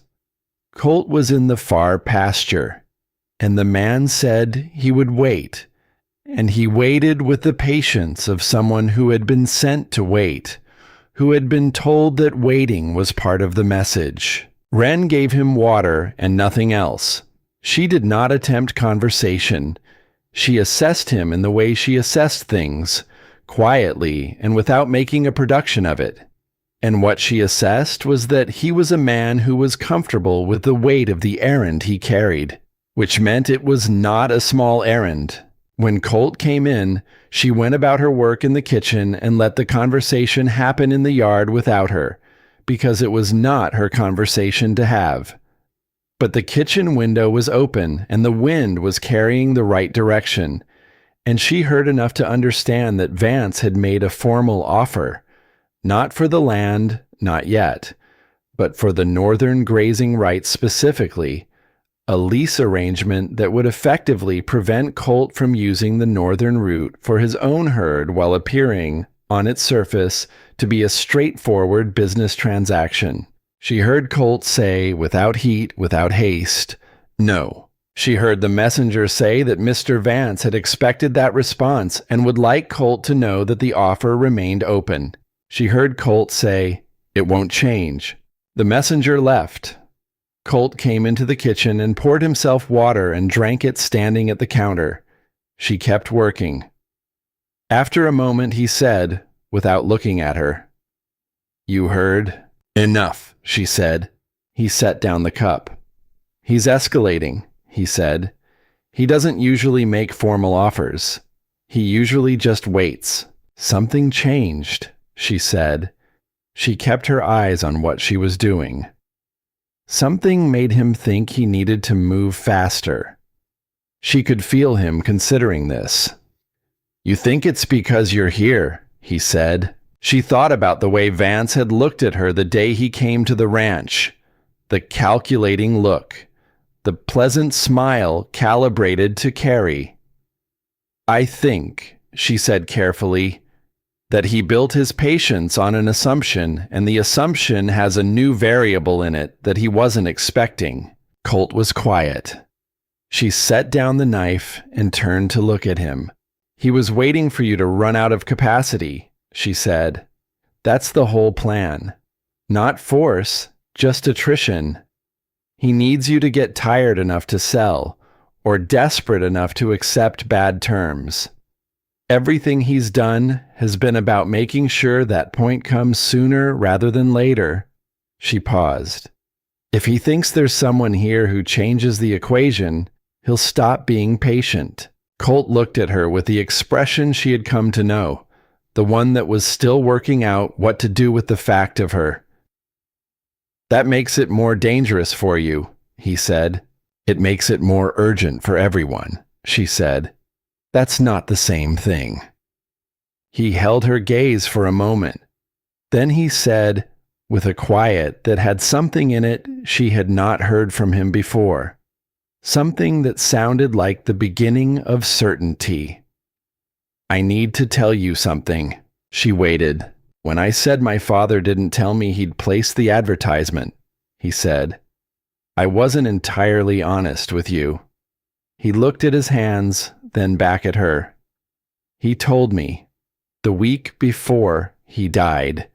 He said he'd done it because he wanted the ranch to have more than one person fighting for it." He stopped. "I told him it wasn't necessary. I told him I could manage." A pause. "He looked at me the way he looked at things he had already decided were wrong and was too tired to argue about." She said nothing. "I never pulled the advertisement," he said, "because I couldn't decide whether that was honoring what he'd done or admitting I'd been wrong to argue with him." He looked at her steadily. "Then you came, and I'd been wrong." Another pause. He was right. He usually was. She looked at this man in his own kitchen, making the kind of admission that costs something, saying a thing plainly that most people would have spent years and several conversations circling before they got to it. And she thought about Jasper's rope and the place where the break was. And she thought about 23 names in a notebook. And she thought about a hat hanging in the corner of a barn. And she thought about her own letter on the shelf, the letter that had said, "For the first time in 15 years, I am spending my resources on something of my own." "Your father sounds like he was a good man," she said. "He was," Colt said. "He was also occasionally insufferable about being right." And there it was again, brief and real, the thing that had happened with the crow, the almost laugh, and this time it lasted a half-second longer before he caught it. She did not look away fast enough. He saw that she had seen it. Neither of them said anything about it, but the air between them had changed again, shifted in that incremental way it kept shifting, and she was beginning to understand that this was what it felt like when something moved slowly towards something else, when two things that had been far apart were simply, day by day, in the same direction. It was that night that she found Colt in the barn. She had gone out late because she had forgotten to check the latch on one of the stall doors. A small thing, not urgent, but she had remembered it as she was falling asleep and had gotten up rather than lie there turning it over. The barn was lit by one lamp, low, the kind of light that is present without asserting itself, and she heard him before she saw him. He was not doing anything. He was sitting on the old milking stool in the back section, not doing anything at all, which was so unlike him, so entirely contrary to every version of Colt Danner she had observed in the weeks she had been here, that she stopped at the entrance to the back section and simply looked. He had the old hat in his hands. He was not wearing it. He was not examining it. He was simply holding it, turned over in his hands, the brim between his fingers, with the stillness of a man who has stopped moving because he has reached a place where movement no longer helps. She made a sound, stepping forward, intentional, giving him warning, because he deserved that. He looked up. He did not look embarrassed, which she respected. He looked like a man who was very tired and had been found by someone while he was tired, and was deciding how he felt about that. She sat down on the floor beside the stool because there was nowhere else to sit, and because she had done this with Jasper once, and understood that sometimes the right response to finding someone in a hard moment was to simply reduce the distance between you and them without requiring anything. He looked at her on the floor beside him. He said nothing for a long time. She said nothing either. The barn sounds settled around them. The shift and breath of horses in their stalls, the creak of old wood, the ever-present wind pressing against the outside walls with its patient, indifferent weight. Then Colt said, "I've been holding this ranch like it was the last thing left of him." His voice was not broken. It was something worse than broken. Something controlled past the point of ease. The voice of a man managing a feeling that was too large to manage and managing it anyway because he did not know another way. Like if I let it go, I let him go. He turned the hat once more in his hands. But I've been holding so hard, I forgot to ask myself what he actually wanted me to have. She waited. She was good at waiting. He didn't want me to have the land, Colt said. He said it as though he had just understood it, as though the understanding had arrived recently and he was still carrying it to where it needed to go. He wanted me to have a life on the land. There's a difference. His jaw shifted. He put that advertisement in because he was trying to give me the second thing, and I was too proud and too scared to see it. He stopped. He set the hat on his knee and looked at it. "I've been trying to be him," he said. "Work the way he worked, manage the way he managed. As if doing it exactly the same way was how I proved I deserved the place he gave me." He looked up then, directly at her, and his eyes in the low lamplight had the particular quality of a man who has stopped performing composure, who is simply, for one moment, what he is without the shaping of it. He was better at it than me. He always was. I know that. That's not the same as not being good enough, she said. He looked at her. He was better at it than you, she said, because he had 30 more years of doing it, and because he didn't do it alone. She held his gaze.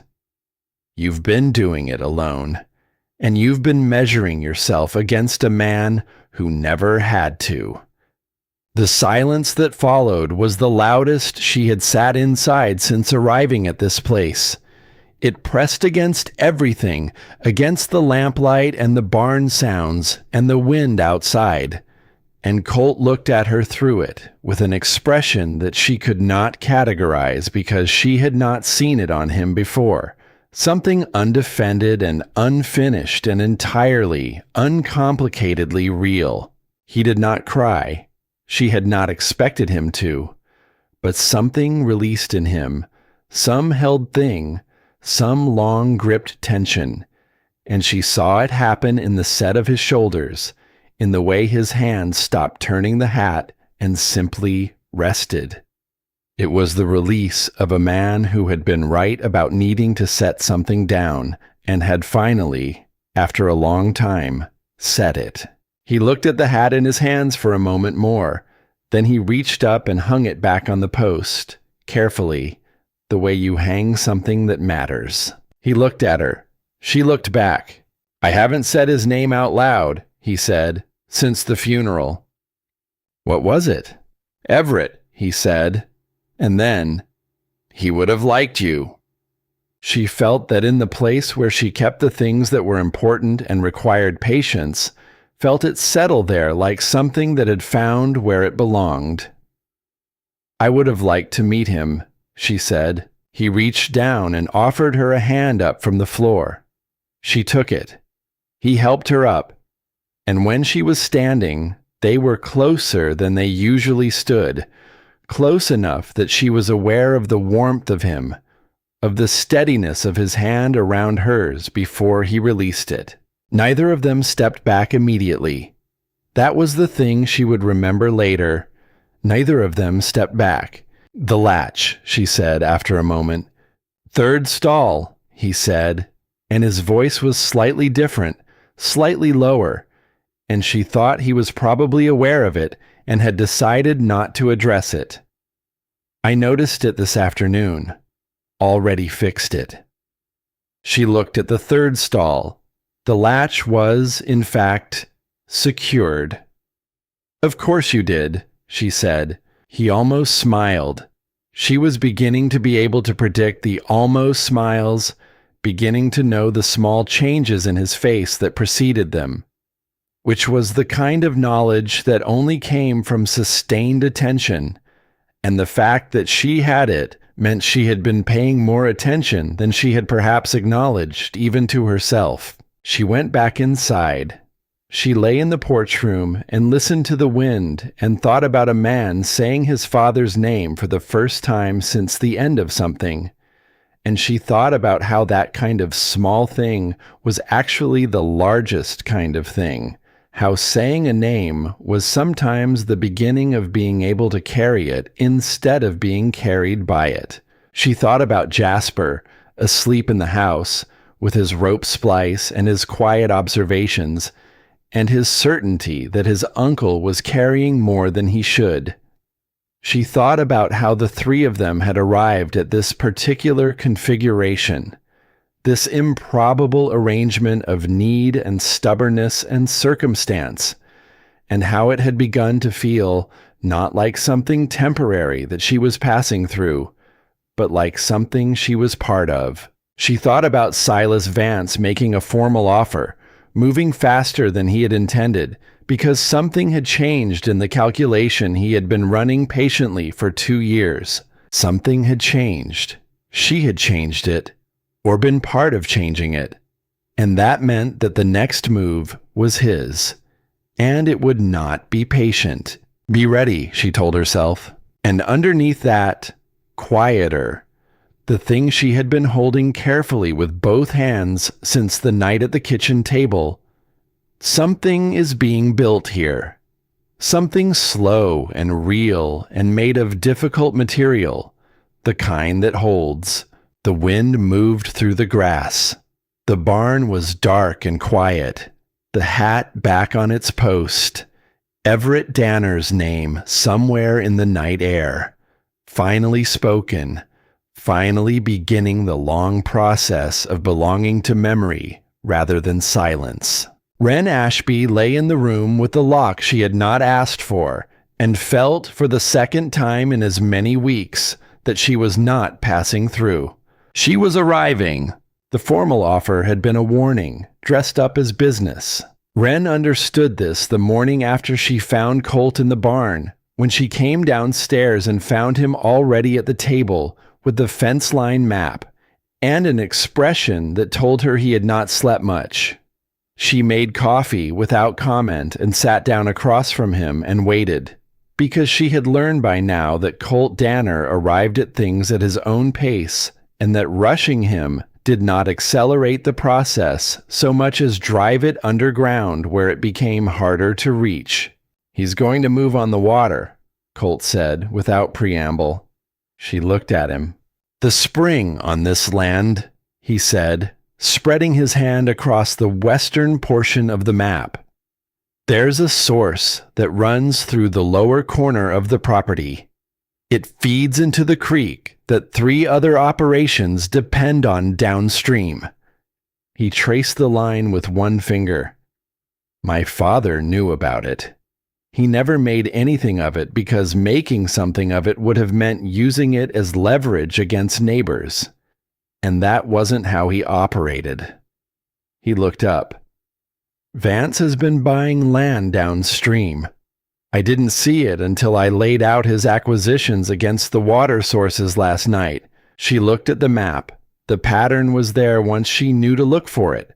The properties Vance had acquired arranged like a cupped hand around the watershed, needing only the Danner land to close the grip entirely. "He doesn't want the cattle operation," she said. "No," Colt said. "He never did. The cattle were just the visible problem. The water is the real one." She sat with this for a moment. How many families downstream? 4 that depend on the creek through summer. 2 of them have children. He looked at the map with the expression she had come to recognize as the one he wore when he was carrying something he had not yet decided how to put down. If Vance controls the source, he controls the terms for all of them. Pricing, access, everything. He can be reasonable about it indefinitely, or he can decide not to be. The kitchen was very quiet. Outside, the grasslands were doing their early morning thing, the light coming low and gold across the top of the grass, and Jasper's boots could be heard on the porch boards as he went out to check on the horses before breakfast, which had become his morning responsibility without anyone formally assigning it to him. "He's been patient because he thought you'd run out of options on your own," she said. "He's moving now because something changed his timeline." She looked at Colt directly. "Working on the northern route together. If that opens up, you're solvent. If you're solvent, you don't need to sell, and he never gets the water." Colt looked at her.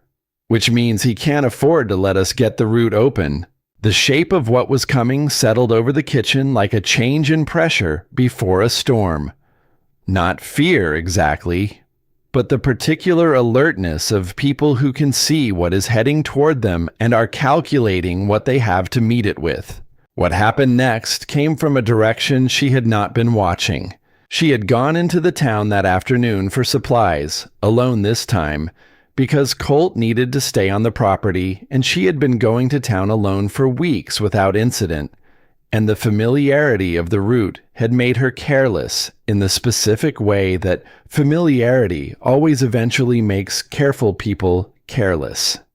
She was loading the wagon outside the general store when the man appeared at her shoulder. He was not one of Vance's men. She had cataloged Vance's men by now, their horses, their way of moving, the particular professional ease of people paid to project calm. This man was different. Older, poorly rested, with the look of someone who had been traveling hard and had not budgeted enough time for the distance. He said her name, her full name, both parts, with the precision of someone reading it off a piece of paper rather than speaking to a person they knew. She turned to look at him. She kept her face arranged the way she kept it when she needed information and did not want to give any in return. "I've been asked to deliver this," he said, and held out an envelope. She took it. She did not open it in front of him. She waited until he had gone, watched him cross the street and mount a horse she did not recognize, and ride in the direction away from Vance's holdings, which told her this had not come from Vance. She opened the envelope in the wagon before she started back. What was inside had traveled far to find her. Her sister had written, not the careful letter Wren had already answered, but something newer, more urgent, passed through hands Wren did not recognize until it reached this dusty road on the edge of the high grasslands. A matter had been waiting for her, something left unfinished in her parents' passing. A bond bearing her name that had sat unclaimed for 2 years, while she had been a person without a fixed address to receive it. Without her response, the matter would close, and whatever had been set aside for her would dissolve back into nothing, as though she had never existed in the ledger at all. She read it twice. She folded it and put it in her pocket and drove back to the ranch with her hands steady on the reins and her mind doing what her mind did with problems, which was to take them apart quietly and examine each piece without letting the whole of them land on her at once. The bond was real. She had known, in the vague way that a person knows things they have not had time to properly examine, that there was unresolved business in her parents' estate. She had not had the resources to pursue it. She had not had an address stable enough to receive correspondence about it. She had been, for 2 years, a person between places, and between places people did not receive the things that required a fixed location. What she did not know was whether the person who had contacted her sister was legitimate, or whether this was something else, something shaped to look like an opportunity in order to function as a pressure point. She thought about Vance.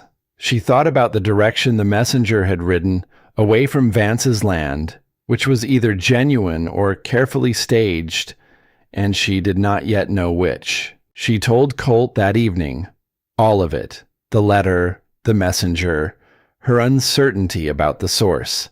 She put the letter on the table between them and watched him read it and watched his face do the same thing it always did with information that required careful handling. "Could be legitimate," he said. "Could be," she said. "Could be someone who knows you well enough to know how to reach you through your family." He set the letter down. "Who knew where you came from? Your route here? Your connection to your sister?" She thought about this carefully. The correspondence service that had processed her connection with the elder Danner, the coach route, which was not secret, her sister, who had not been told precisely where Wren was going, but had been given enough general information to find her if something important arose. "Vance has reach," she said. "He bought out the trading posts, the supply routes. He has relationships in the kind of places where people pass through and leave information behind without meaning to." Colt was quiet. Then he said, "If this is real, you need to go deal with it. Something bearing your name is not a small thing." She looked at him. "If it's real, I need to verify it before I do anything. Going after something I can't confirm is real, is how people get pulled away from where they need to be." She paused. "Which is what it would accomplish if it isn't real." He held her gaze for a long moment. She could see him deciding something, the internal arrangement she had come to recognize, and this time it resolved into something she had not seen from him before. Something that looked, in the lamplight, very much like the face of a man who had arrived at a conclusion he had not been ready to reach, but could no longer avoid. "I don't want you to go," he said. The simplicity of it stopped everything for a moment. Not the words alone, but the way he said them, without qualification or condition, with the directness he brought to things that had bypassed careful management and arrived in the room as what they were. She looked at him. He looked back, steady, not retracting it. "I'm not going anywhere," she said. "I'm going to write to the service that handled the original correspondence and ask them to verify the matter through their records. That takes a week, maybe 2. In the meantime, I stay here and we keep working." He was quiet for a moment. Then, "All right." "All right," she said. Neither of them said anything else about it that night. But the words were in the room, added to the accumulation of things that had been said and could not be unsaid, and she was aware of them the way she was aware of the lock on her door, the extra place setting, the hat on the post, the growing catalog of small things that added up to something she was not yet naming, but was no longer pretending not to see. What came 3 days later came without warning, the way the worst things always do. She was in the north pasture with Jasper when she heard the horses. Not 1 or 2, a group, moving at a pace that was not casual. She looked up and saw 4 riders coming through the gate at the far end of the property, and she recognized the man in front as the same lean, watchful man who had come with Vance's formal offer. She looked at Jasper. "Go to the house," she said. He looked at the riders. He looked at her. "Uncle Colt is at the east fence," he said. "I know. Go to the house and stay inside until one of us comes for you." She held his eyes. "Jasper, now." He went. He moved quickly and without argument, which told her he understood the weight of the moment, and she watched him cross the pasture and reach the house before she turned to face the riders. They pulled up 15 feet from her with the practiced staging of men who had done this kind of thing before, arranged in the loose formation of a group that wanted to appear casual and had too many people in it for the appearance to hold. "We're looking for Danner," the lean man said. "He's working," she said. "We'll wait." "You can wait at the gate," she said, "not on the property." The man looked at her with the patient contempt of someone who had been told he would meet resistance and had been told not to engage with it. He looked past her toward the house, toward the barn, assessing with the practiced eye of someone cataloging resources and vulnerabilities. "Vance wants an answer on the northern rights," he said. "He's been patient. He's less patient now." "Mr. Danner gave his answer," she said. "It hasn't changed." The man looked at her for a long moment. Then he looked at the two riders on his left, and something passed between them that was not words. "You've been helping him look for a route," the man said. "Through the hill country. Vance knows about it." A pause. "Vance wants you to know that the access points on the northern side of the hill pass are being looked at closely. Could take time to sort out. Long time, maybe." He said it pleasantly, calibrated to be something that could be denied later. "Then it takes time," she said. "Could take long enough that this season's herd doesn't make it to market at a useful price." She held his gaze and did not say anything, because she had learned from watching men like this that they were most comfortable when the person they were pressuring was speaking, because speaking required a person to find words, and finding words under pressure led to mistakes, concessions, or the kinds of cracks they were looking for. Silence offered them nothing. The man seemed to understand this. He was good at his work, she thought. Not a pleasant observation, but an accurate one. "Vance is a reasonable man," the man said. "He'd rather do business than difficulty." "Then he should have led with reasonable," she said. Something shifted in the man's face, not anger, just recalculation. He looked past her one more time toward the house, and she became aware, with a cold clarity, that Jasper was in the house, and that this man had just looked at the house, and that Vance's patience had run out. She took 2 steps forward. It was not a large movement. It was not aggressive. But it changed the geometry of the encounter, reduced the distance between her and the lean man's horse, and put her squarely in the way of any line from the riders to the house. It was not something she had planned. It was instinct, clean and certain, the instinct of a person who has just identified the thing that needs protecting and moved toward it without waiting to work out the theory. The man looked at her. For a moment he appeared genuinely uncertain, which told her this was not a reaction he had been briefed to expect. "We're not here to cause trouble," he said. "Then leave," she said, "and tell Mr. Vance that the answer is still no, and that the people on this property have noticed the direction of his land dealings and the water sources they surround, and that they are not the only ones who have noticed." A silence, long enough for the grassland's wind to push through the pasture grass with its constant indifferent sound. The man pulled his horse around. The others followed. They rode out through the far gate at the same unhurried pace they had come in with. And she stood in the pasture and watched them go and did not move until they were out of sight, and she had counted an additional 30 seconds beyond that. Then her knees started shaking. She had been expecting them to, had known the shaking would come after, which was how these things always worked, the body holding its fear carefully in reserve until the moment of necessity was over, and then presenting the bill. She stood in the pasture grass and let them shake, and breathed steadily through it until it passed. Colt came at a run from the east fence line.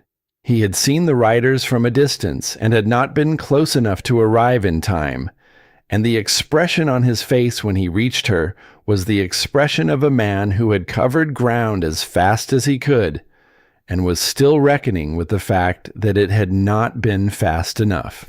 He stopped in front of her. He looked at her, then at the gate through which the riders had gone, then back at her. "Jasper," he said. "In the house. He's fine." He let out a slow breath. He was still close, still inside the distance of urgency, and she was aware again of his nearness in the way she had been aware of it in the barn, a fact of the physical world that she had stopped pretending not to register. "You stood in front of them," he said. "There was nowhere else to stand," she said. He looked at her for a long moment. Something moved across his face, through his eyes, something she could not name exactly but recognized in the way she recognized the almost laughs and the stillnesses and all the other things she had been cataloging without intending to. It was the look of a man arriving somewhere he had not planned to arrive, finding it different from what he had feared, and not yet knowing what to do about that. He reached out and his hand came to rest on her shoulder, briefly, warm through the fabric of her dress, the touch of a man checking that something is real and solid and present. She felt it in the place where she kept the important things. She felt it settle there alongside Everett's name and the lock on the door and the 3-place settings and all the rest of the accumulating evidence of what this place had become to her. "I need to tell you something," she said. He waited. "The riders looking at the house," she said. "It wasn't accidental. Vance knows Jasper is here. He knows the boy matters to you." She held his gaze. "He's been patient because he thought the pressure of the ranch alone would be enough. If he's changed his approach, if he's looking at the house instead of the fences, it means he's decided to apply pressure somewhere he thinks you can't hold against it." The color in Colt's face went very still in the way of a man receiving information that he immediately and completely understands. She watched him absorb it, watched the stillness turn into something harder and more directed. The particular quality of a man who has been patient and careful and willing to absorb difficulty, reaching the thing he will not absorb, not anger, something quieter and more absolute than anger. "He won't touch the boy," Colt said. His voice was level. It was the levelness of something very deep and very certain, the sound of a decision that had already been made at some level below conscious thought and was simply now being spoken. "No," she said, "he won't, because we're going to move before he does." Colt looked at her. "The northern route," she said. "Whatever he's doing with the boundary access, it takes time to formalize. We need to move the herd before it becomes an obstacle that holds." She kept her voice steady, kept it practical, because practical was what the moment required and because the shaking in her knees had stopped and she was herself again, the version of herself that had been managing impossible situations since she was old enough to understand that someone had to. "We have a window. It's shorter than we wanted, but it's there." He looked at her for a long moment, at this woman who had stood between his nephew and 4 of Vance's men without anyone asking her to, who had learned his land and his problems and his roots and his accounts and his father's name and the place where the break was in all the things he had been carrying, and she could see him, finally and completely, setting down the belief that had lived in him for so long it had felt like fact. The belief that what he had was not worth asking anyone to share. He did not say it in words. He was not a man who said things in words when the situation had already made them obvious.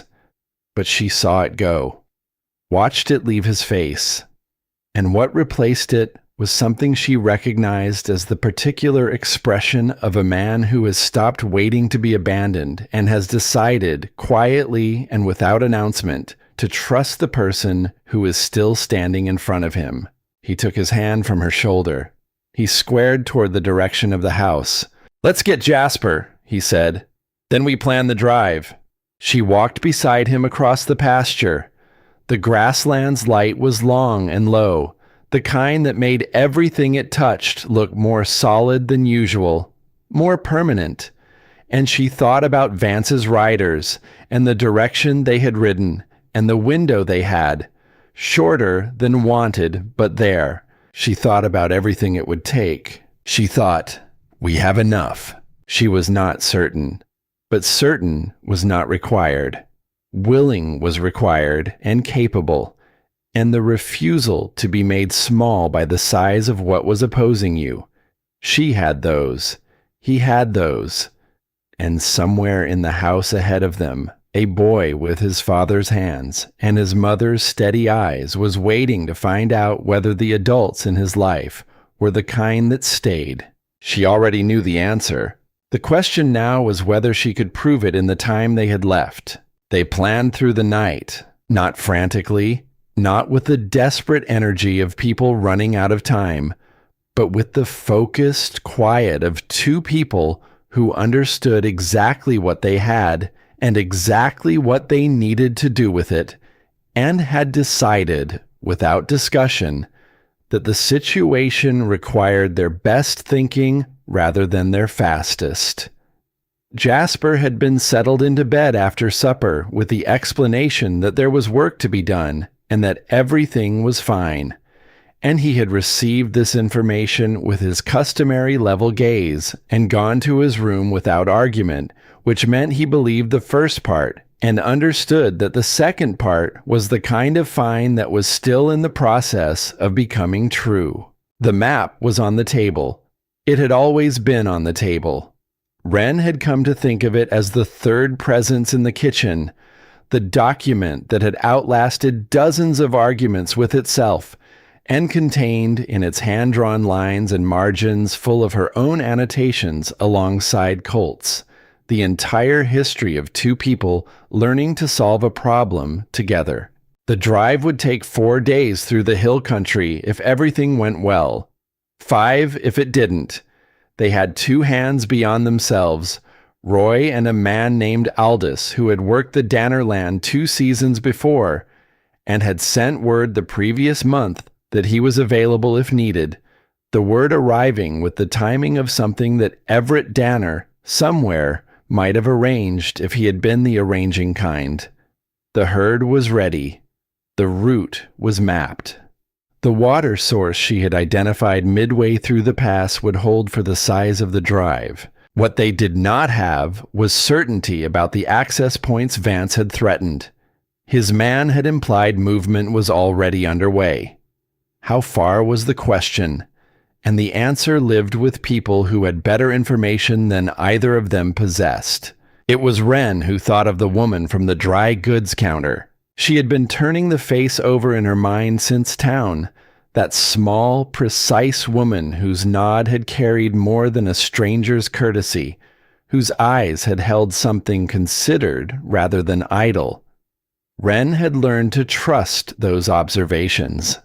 In a place where everyone watched and few spoke plainly, a person who noticed things and chose carefully what to do with them was worth knowing. She sent a note with the morning supply rider.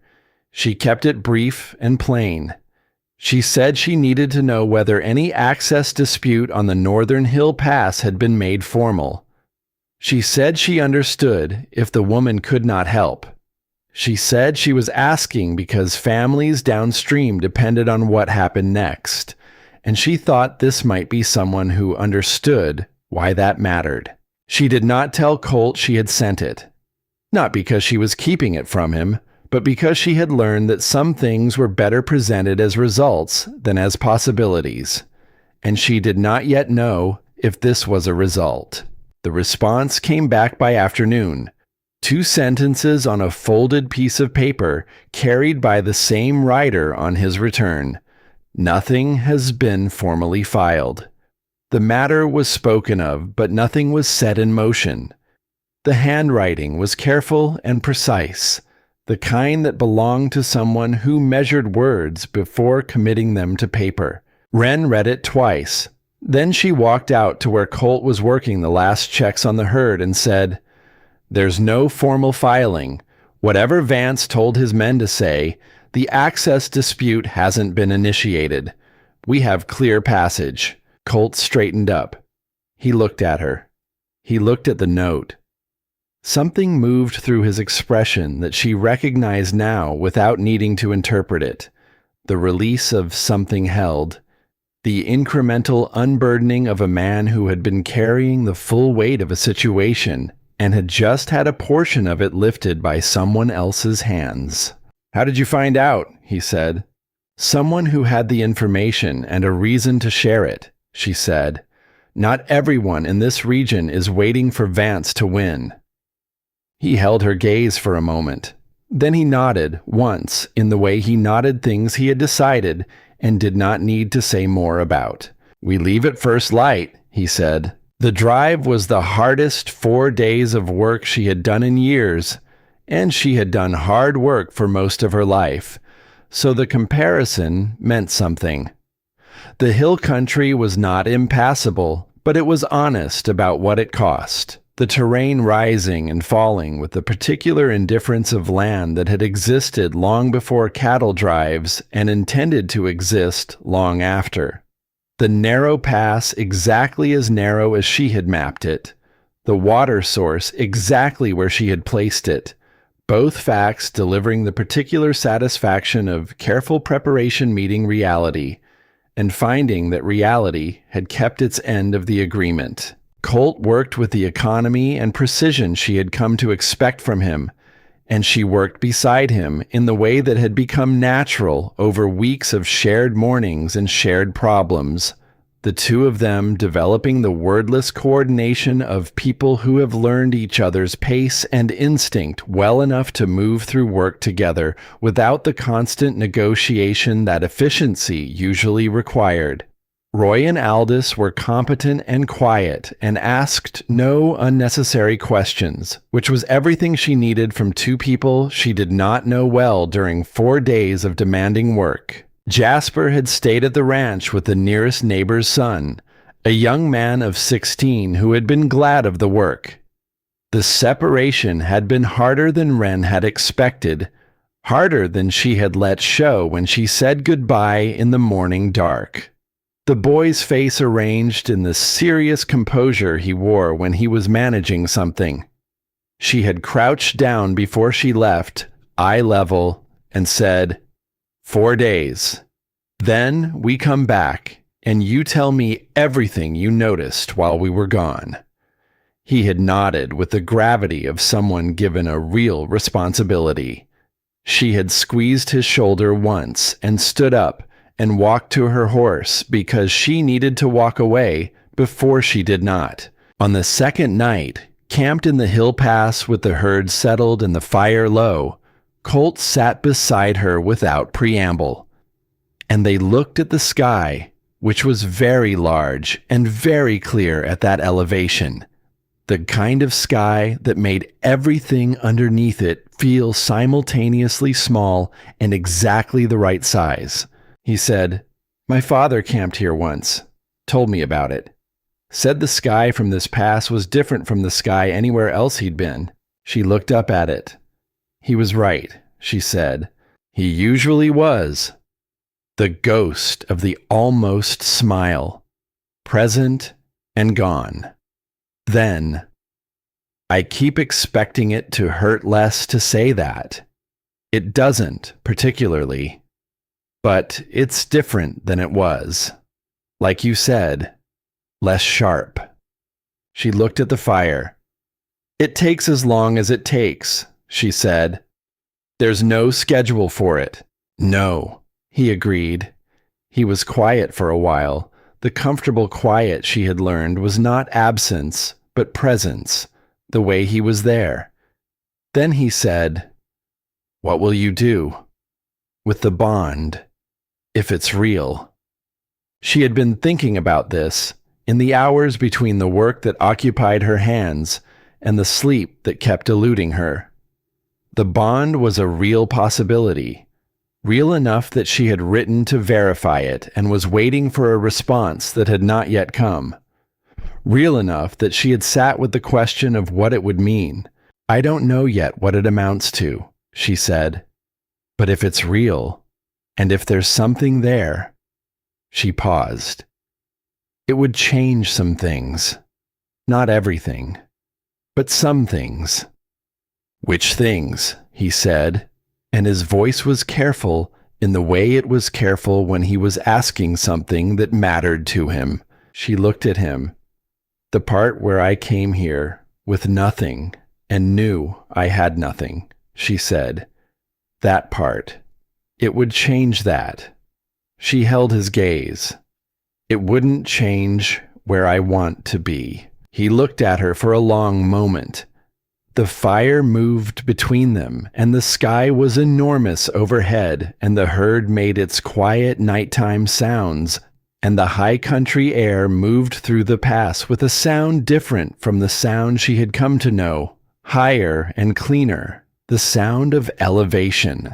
"I'm going to say something," he said, "and I'd like you to let me finish it before you respond, because I've been working on it for some time, and I'd prefer not to have to start over." She pressed her lips together. "All right." He looked at the fire first, then at her. "I have spent a long time being the kind of man who does not ask for things," he said. "Not because I was taught that asking was wrong, exactly, but because I learned early that the things I wanted most had a way of not being available. And it was easier to need less than to want what I couldn't have." He paused. "I needed a person to help run this ranch and raise a boy who had lost everything. And I told myself that was a practical need, and I should treat it practically. And I was wrong." Another pause. "I've been wrong about a number of things since you arrived, and I've found, surprisingly, that being wrong is considerably less unpleasant than I expected when you're wrong in the right direction." She said nothing. She had promised. "I don't want a housekeeper," he said. "I don't want a practical arrangement. I want—" He stopped. He looked at his hands, at the fire, back at her. "I want to know that when I come in from the east fence in the morning, you're going to be in the kitchen. I want to know that when Jasper has something to say, he's going to say it to you first because he trusts you with it.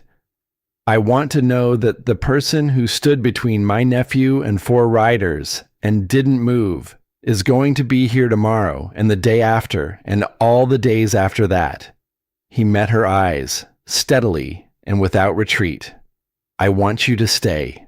Not because you have nowhere else to go. I want you to stay because you want to be here. Because this is where you want to be. And I want to know if that's true." The fire settled. The high country wind moved through the pass. The sky was full of stars so numerous and so indifferent and so beautiful that looking at them directly felt like receiving a message in a language you had always known but never spoken. She had spent 15 years being asked for things, being needed. being the person whose presence was assumed and whose absence would have been an inconvenience rather than a loss. She had spent 2 years between places, moving through the world with the specific exhaustion of someone who has given everything out and has not found the place to be refilled. She looked at this man who had put a lock on her door without being asked and drawn her a map, and laughed at a crow and said his father's name aloud for the first time, and held a battered hat in a lamplit barn, and was now, with the particular bravery of a person who does not find bravery easy, asking her what she wanted. "It's true," she said. Simple, direct, no ornamentation. The way he said things. The way she had learned to say things in this place. Because plainness, she had found, was its own kind of intimacy. He reached over and took her hand. Not dramatically, not with the gestures of a man performing a moment, but with the quiet certainty of someone who has decided and is acting on the decision, his hand covering hers where it rested on her knee, warm and work-roughened and present. They sat like that beside the fire for a long time, with the sky above them and the herd quiet around them and the pass opening out ahead toward the place where the drive would end and the next thing would begin, and neither of them needed to say anything else, because some things, once said plainly and received plainly, are simply done, simply real, simply part of what is true now, added to the world without fanfare and without the need for confirmation. The herd reached the market on the 4th day, as planned. The price was fair, not exceptional, not the price of a perfect season, but fair. The price of a herd delivered on time through a route that worked, which was all they had needed it to be. Roy and Aldous were paid and thanked, and Aldous said, without being asked, that he'd be available again next season, if needed, which was the kind of thing a person said when they had been part of something that worked and wanted to be part of something that worked again. They drove back to the ranch in 2 days, lighter than they had come, the wagon carrying supplies for the next few months and nothing else, and the grasslands opened back up around them as the hill country fell behind, wide and gold in the late season light, familiar in the way that places become familiar when they have absorbed enough of your hours to start feeling like an extension of yourself. Jasper was at the gate when they came through, not running, not waving with both arms, just standing there with his serious face and his good eyes, waiting. And she saw the relief in him when the wagon came into view. The particular relief of a child who had kept the faith that the adults would come back and is now receiving the confirmation. She climbed down from the wagon before it had fully stopped and crossed the yard and crouched down in front of him and said, "Tell me everything you noticed," he told her. He had kept a careful mental list in the organized way of a child who had been given a real task and taken it seriously. The south fence post that had shifted 2 inches in the rain. The mare who had seemed off her feed on the 2nd day and then recovered by the 3rd. The neighbor's son who had been perfectly adequate but had not known where anything was kept, which Jasper offered not as criticism but as information, relayed with the same flat precision he brought to all observations. She listened to all of it. Then she said, "Good. You did well." He looked at her with those level eyes. Then he looked at Colt, who had come to stand behind her, and something passed between uncle and nephew that did not require words, the particular communication of 2 people who have learned each other's silences. "Did it work?" Jasper said. "It worked," Colt said. Jasper nodded once, the way he nodded, the way his uncle nodded, the same motion, the same economy, the unconscious inheritance of a gesture that moved down through people who spent time together. Then he turned and walked toward the house, because there was apparently something he needed to do inside, and his departure had the quality of a person who has received the information he required and is now moving on to the next thing. Colt looked at her. She looked at him. The ranch was there around them, the barn and the house and the fence lines running out to the horizon, the weather vane running horse catching the late light on its bent leg, mid-stride and permanent. Vance will try something else, she said. He'll try something else, he agreed. But the route is open now. The herd moved. He's lost his best pressure point.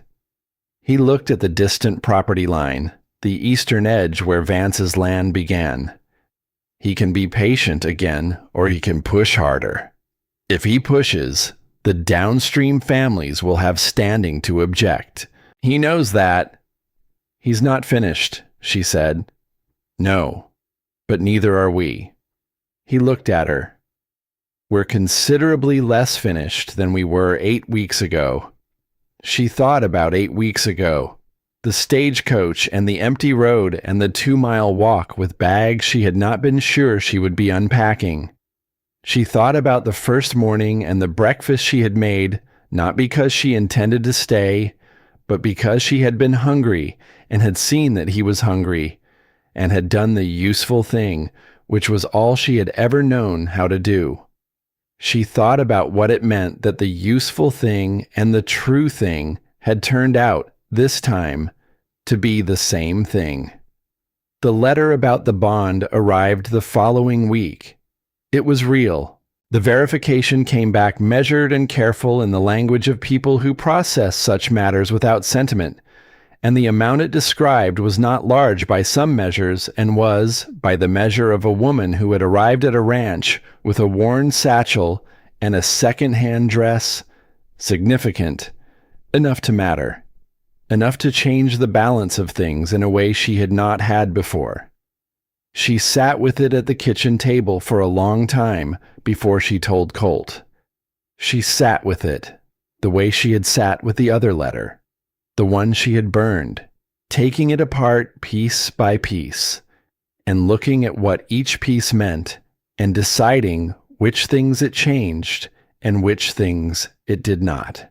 When he came in for the midday meal, she put the letter on the table, and he read it and looked at her. "That's yours," he said immediately. "I know it's mine," she said. "I want to talk about what to do with it." He sat down. She sat down.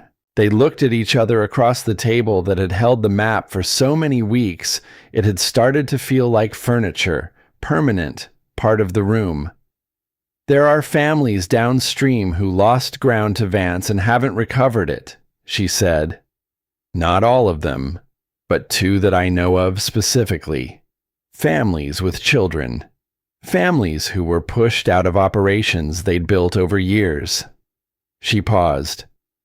"A portion of this could be a foundation, not charity, investment, something that gives them enough to start again."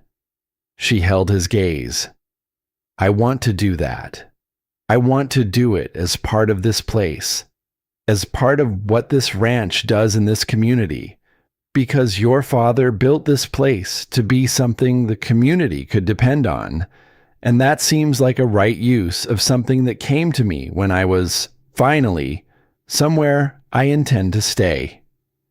He looked at her for a long time. His jaw shifted in the way it did when he was managing something that had arrived with more weight than he had been bracing for. His eyes in the kitchen light were the same eyes she had been learning for 2 months. The eyes of a man who had believed for a long time that he was the kind of person other people moved through rather than the kind of person they moved toward.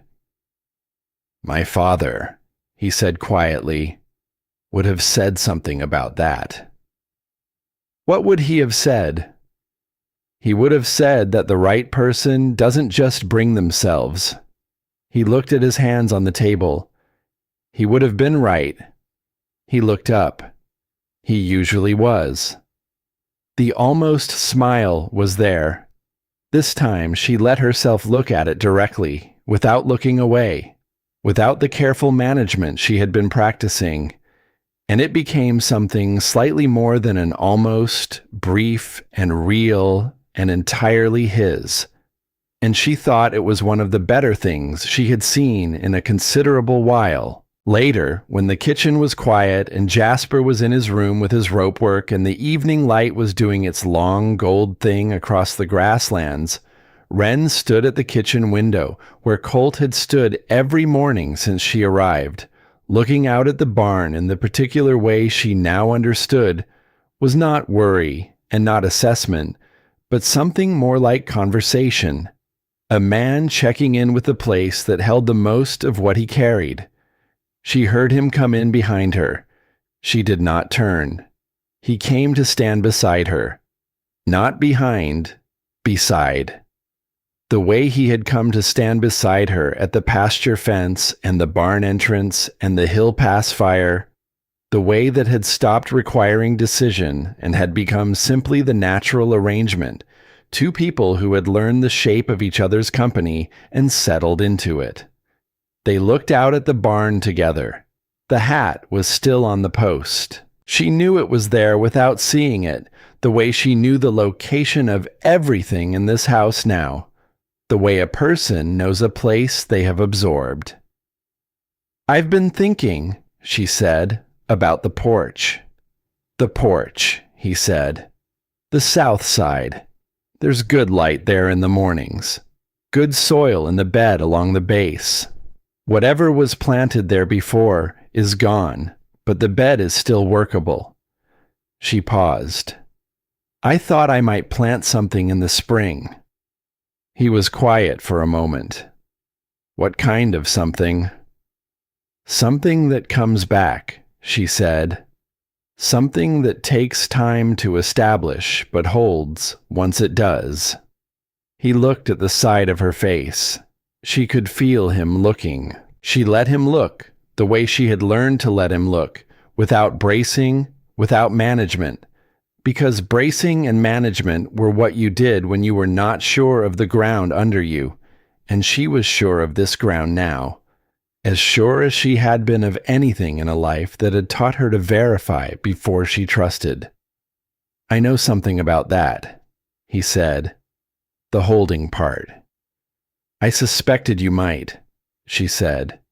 His hand found hers at her side, the same way it had found it at the fire in the pass, with the quiet certainty of a decision already made and simply now being acted on.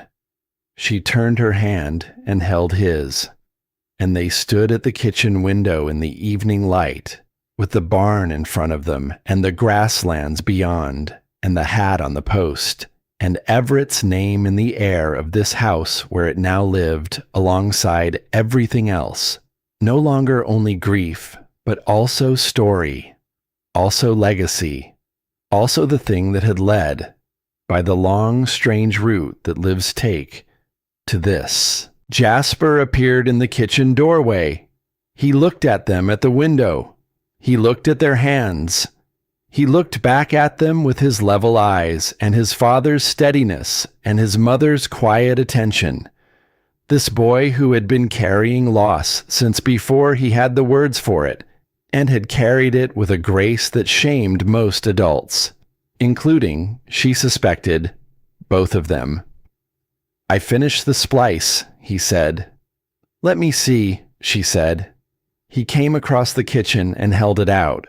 The rope clean and even, the brake held tight, the work of a child who had been taught by a good man and had learned well. She examined it the way she examined things that mattered, carefully and with full attention.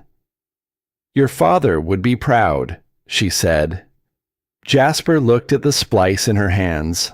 Something moved in his face, something young and real, and not yet fully practiced at being managed, and she held the rope out to him, and he took it and held it against his chest for a moment with both hands. He said, "Most things can be fixed if you know where the break is," Jasper said. "He was right," she said. Outside, the grasslands went on in every direction, wide and indifferent and full of weather and difficulty and the particular beauty of places that do not soften themselves for anyone, that simply are what they are and require the people who choose them to be equal to them. The weather-vane horse stood mid-stride on the gate post, arrested in the moment before the landing, perpetually almost there. The spring was a long way off, but it would come, the way springs came, without asking anyone's permission, and the bed along the south porch would be there when it did, and so would she, and so would whatever she planted in it, and so would the two people behind her in the kitchen who had each, by different routes and at different costs, learned the same true thing. That staying was not the absence of options. That staying was a choice, made every day, made again and again in the small, unremarkable moments that did not look like choices, because they looked like ordinary life. Ordinary life. What a thing to have. What a thing to want and find. The lamp came on in the kitchen behind her, warm against the coming dark, and Wren Ashby turned away from the window and came inside.